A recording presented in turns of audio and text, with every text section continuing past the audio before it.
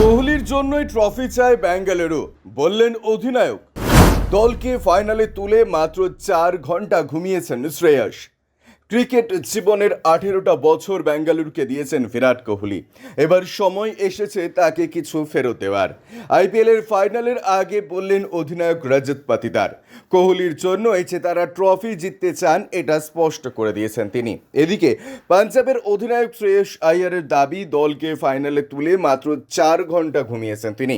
3বারের IPL final খেলেছে বেঙ্গালুরু, কোনোবারই জিততে পারেনি। 2009-এ ডেক্কান চার্জার্স, 2011-এ চেন্নাই, 2016-এ হায়দ্রাবাদের কাছে হেরেছে তারা।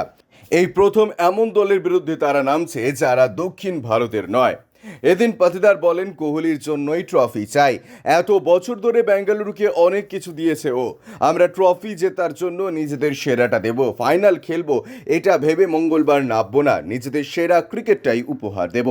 আবেদাবাদে খেলা হলেও কোহলির জন্যই যে তারা প্রচুর সমর্থন পাবেন সেটা মেনে নিয়েছেন পাতিদার। ইতিমধ্যেই অনেকে বেঙ্গালুরু থেকে খেলা দেখতে গিয়েছেন। পাতিদারের কথায়, যেখানেই যায় না কেন সেটাই আমাদের ঘরের মাঠ। যেভাবে